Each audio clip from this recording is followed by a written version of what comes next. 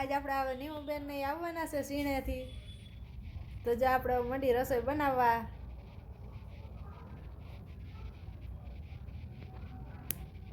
આપણે ગ્રેવી કરવા માટે જો ટમેટા ડુંગળી સુધારી છે. જો અમારા મહેમાન આવી ગયા છે. જીગરીઓ ક્યાં? અમારા મહેમાન ને હપ્પો હો. જો કેવા મજાના ખાટલે બેઠા બેઠે દાંત કાઢે ને કિકિયાટા કરે. ભણવા બેઠો.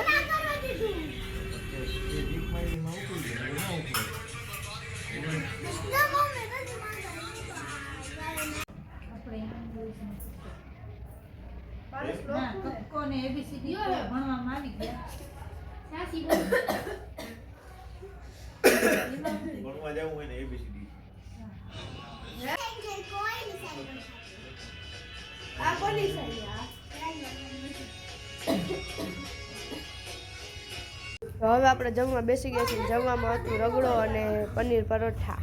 તો આજનો લોગ એ સુધી બાય બાય ટાટા.